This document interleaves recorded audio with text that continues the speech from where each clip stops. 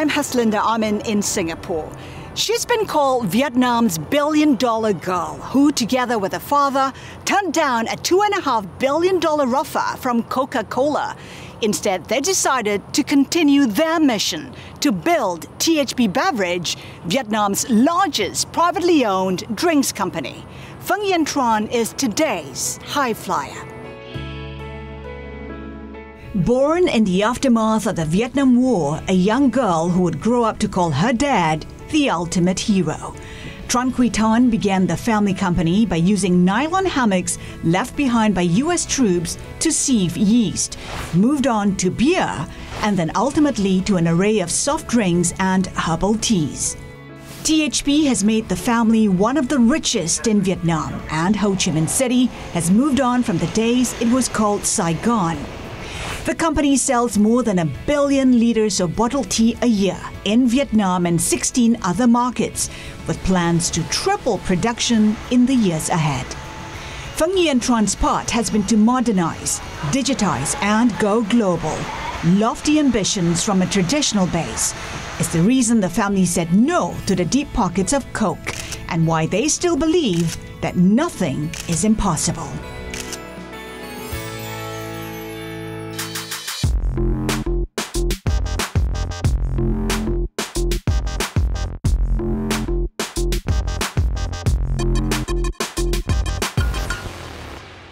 Phuong Uyen Tran, welcome to High Flyer. It's good to have you with us. Thank you. Thank you for having me here. THP is the largest privately owned beverage company in Vietnam, but it didn't start as a beverage company. It started with yeast by your father.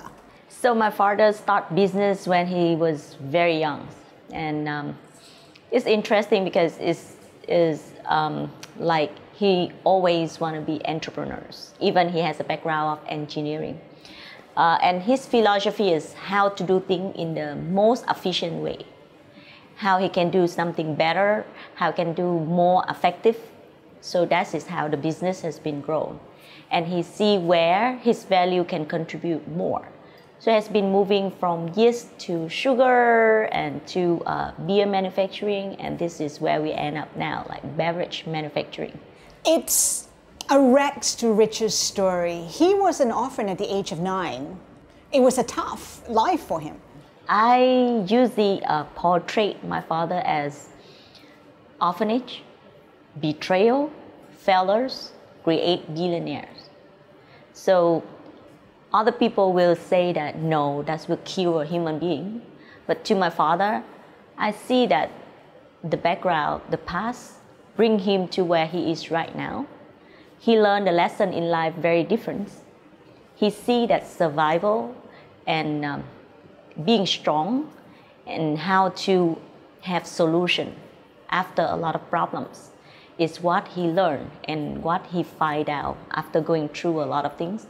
So instead of like giving up, being doubt about life, about human being, he learned like how to be better and how to manage more and understand more about the situation, about human beings. You said that he started with nothing more than 2 bowls and 4 chopsticks. As the daughter, what's the key takeaway? 2 bowls and 4 chopsticks is a great story talking about him. But to me, as a daughter, the most interesting things and the lesson for me is my father sell his motorbike, which is a special gift as the only son of a businessman, that he buy a bicycle. And as a person who like always a big brothers among the group, sell a motorbike and buy a bicycle is a wow to me, like how he can make that decision. And from when he was young, he always see that I don't use my life just to work for gas and things to fill in for the motorbike. If I sell the motorbike, I have a little more of money. I can buy the bicycle and I use those money to do something else. So he always used the best resource that he has to make things different. That is where I learned from him, and that is where he always tell us that It's not about how much money you have, but what can you do, and do you capable? Are you really capable to manage the resource that you have? Because if you have too much resource that you cannot earn, it will become nightmare or disaster for your life. You were always at the table when your parents talked about business, but you had to earn the respect to speak at the table. How difficult was that? I would say that is will never be my intention, like to jump into the conversation. But I love observation and I love to understand the situation. So it's really helpful for me to know like what is going on, what the real life is, rather than like what's inside the book. So I always like ask question, and if the more right question I'm asking and the more explanation and curiosity, and with the parent generosity, they always love to listen and love to give more information and allow the student to learn. Yeah. And your contribution to the company when way back when you were still in university, you introduced technology which streamlined the operations, a system called ERP. So I went to one of the meeting of each of the company present about ERP. So as I recall, that was like 2000, and in Vietnam, when you talk about ERP, different IT company come up with different definition. So nobody understand what the ERP mean, because in Vietnam we do have a certain like software, very basic, simple, and they name themselves ERP as well. And how do we understand about what is different between like ERP from Oracle or ERP from SAP? Many people say that this is more complicated than others, and it's a huge challenge for us. You've often said that your father inspires you every day. What aspect of your leadership is a reflection of your father? My answer is like, instead of being nice, I find that I get like tougher than what I hate about my father. I getting become like him. I don't want to use that, I become like him, but I try to say that closer to him. Yes, but that's just how it is. And yes. What aspect? Demanding? I mean, like not meticulous. as nice, not as nice as how I was before. Like. But you said your father was the toughest on you, yeah. Even as someone young in the company. Yeah, exactly. So that's what I define as tough love from him. So how I change, I get things like more confrontation, and that is very different from the culture in Asia or in Vietnam. Like we need to use the word like polite or like respect, but that can lead to very different meaning. And I would say that confrontation, effective, result-oriented, is those like the values that I think is important as the leaders, because we need result. Back in 2012, you received an offer of $2.5 billion from Coke, and you said, thanks, but no thanks. How we can fly together with giants and #1 in the world. And a $3 billion target by 2030, that's hugely ambitious. It's all about like giants.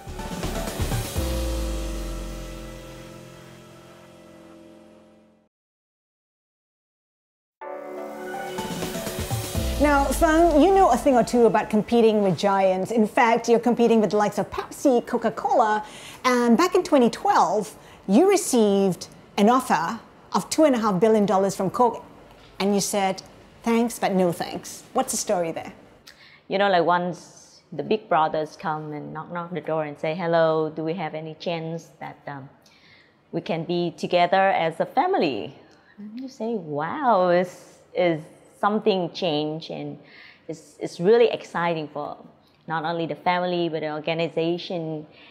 Yes, and it has been like some months that we work together. Let's see what vision that we can bring together. And for us, it's very important about like how the future can be. So that's why we sit down with each other and do some kind of plan. And we even have like 10 years plan that how it looked like. However, until a certain time, and we find that no, this is not the mission that the company was built for. So what didn't fit? Was it the culture? Was it the end goal? What didn't fit? So it's a mission, and it's the values that we would like to bring as well. So we love to produce good for health products, and we love to bring all the new products and new technology to global consumers. You were part of the negotiation. In fact, Coke flew in the family, your father, your sister, and you on a private jet, no less. What was the key takeaway from you? What did you learn from the negotiation process? So first, it's like all negotiation will start with, it's easy, this will be the best deal ever, this will be something like we never had before. I think this something like exciting us, and we will see like, yes, some breakthrough or something different will happen. However, it's like, like as a human being, we always see themes, and we see that, yeah, something gonna be bigger, and how we can fly together with giants and #1 in the world. What's your own vision for the company? That's where the mission is very clear. We want to produce good for health product, and we would like to serve like global consumers. And a $3 billion target by 2030, that's hugely ambitious. Yes, and that's something like help us to walk out of the comfortable zone as well. Like we really have to do a lot of different things, and we need to learn the consumer faster, quicker, being flexible, adaptable, and always close to the consumers. And that's where we find that it's built a good culture. And in THP, we used to say that if you have a vacation, like 3 days, you come back and you doesn't know like what has been happens. So that's how fast we always like moving forward. So it's just in 2000 that we joined to energy drink industry, 2001. So until now, it's like 17, 18 years that has been grown significant. So every day is a challenge for us. We talk about competing with giants. It's also the title of the book that you came up with recently. What's the thinking behind that, and what's the message you want to send across?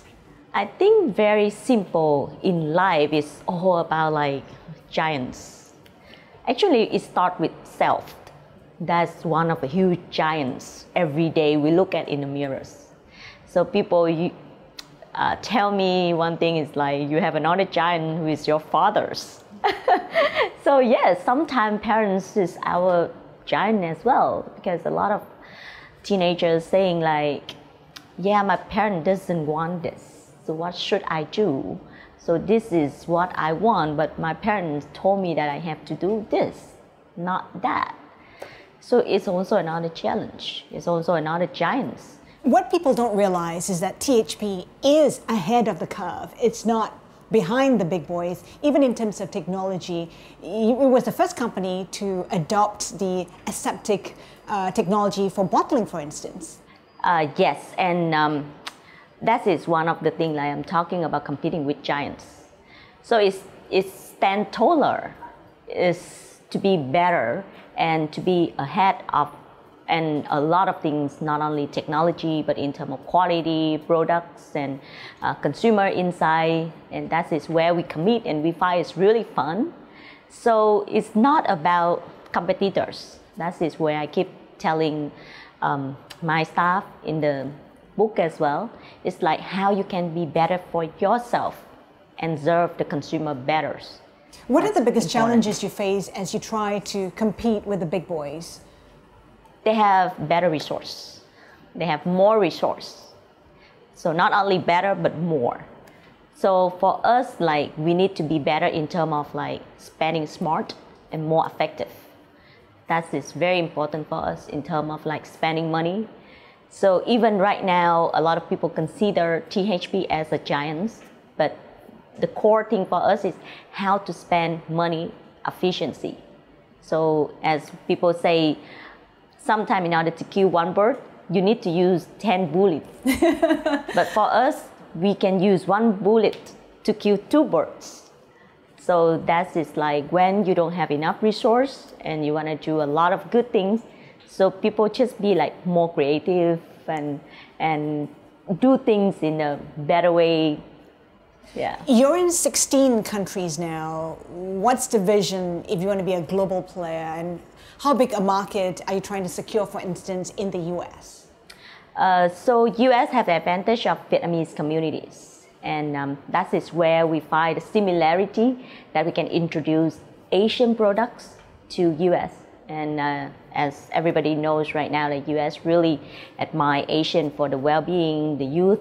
So that is the formula of what we call like East secret. And they always say like how like the women in the East, like millennials leader, like two of us, how we can look like very difficult to guess the age. Some people call you the billionaire girl. I find myself and I see myself as like standing on the giant shoulder. You've built 18 roads in Vietnam to help mobility. The place where they have to go to school, wet market, within like 2 hours. If they have a bridge, it will take them 15 minutes.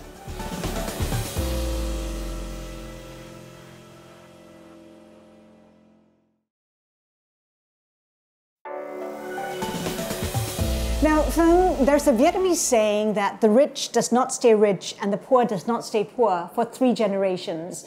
You being the 2nd generation in your family business, what are the pressures that you feel? The mission that I have in my life is different. How I can make more contribution, and I need to appreciate and take on the advantage of what I have rather than prove to the first generation I'm good enough. Because that is not the way of how my life should be. So what does money, what does wealth mean to you? Because some people call you the billionaire girl. Yeah. So that is where I find myself and I see myself as like standing on the giant shoulder. So how I can make this giant bigger. And even like I come with the background, the family, or some people say that silver spoon, but it's important for me like what I can do it better based on whatever resource that I have right now. And THP is big on CSR. I mean, you've built 18 roads in Vietnam to help mobility. Yeah. Why is that important? So and why bridges? I see that how I can make myself in a position of like bring the giant bigger and contribute more based on who I am. And we take a lot of time to analyze what can we do to good for the business and good for communities. So not only good for the community, but because we come from a business, so it's need to fulfill these two so that it can sustainable.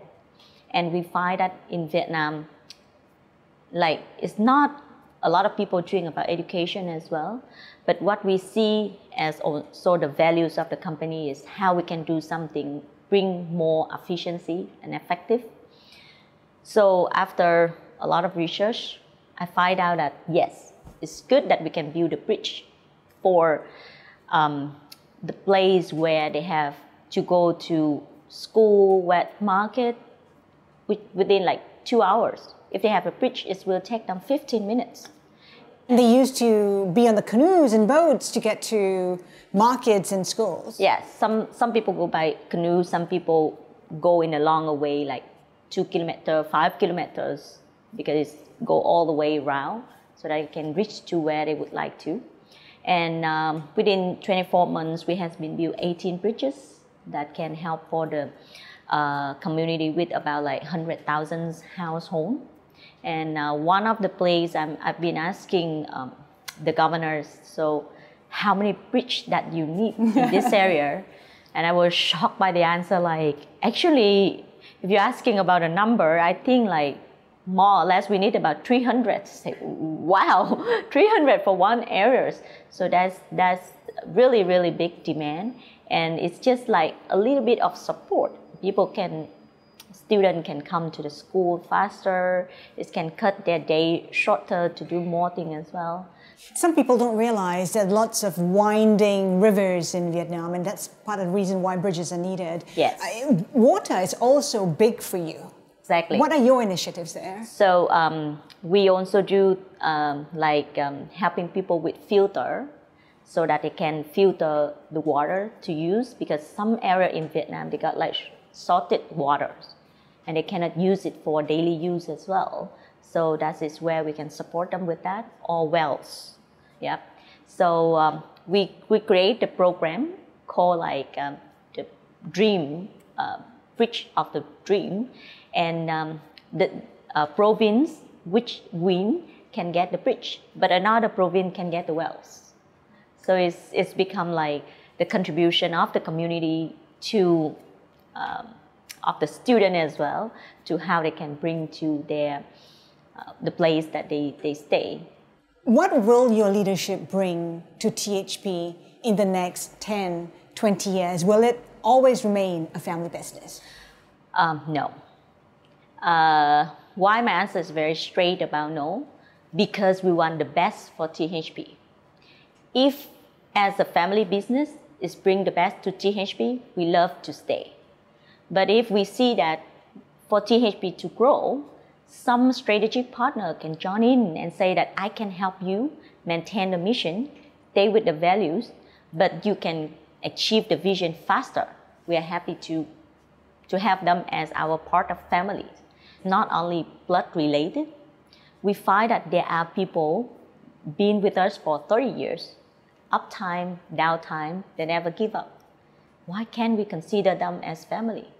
Because like sometime in life, those people is really, really important. And why don't we care for them?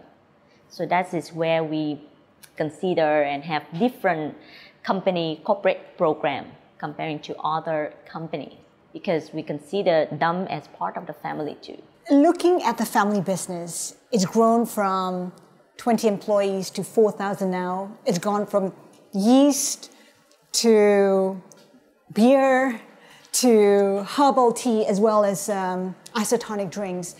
How do you feel when you look at the journey of the company and your own journey as well? That is where I appreciate my father about his philosophy of company is only a playground. I was like really confused when he said that, because it's like, I thought that it should be your children, because you should be very attached to that. But he said, no, actually, company is where all the human beings should perform and create the value that they believe in life. So we really appreciate people say that, yes, I have a dream and I want it happens. So it's not I have 1,000 of ideas, but I just keep it and then I just dream about it. So that's why we say THP is a playground, and that's why we implement a lot of new things. That is where we see that, yes, we need to be better and we need to be ahead, and how to apply that and how to change. Phuong Uyen Tran, thank you so much for being on High Flyers. It's been a pleasure. Thank you so much.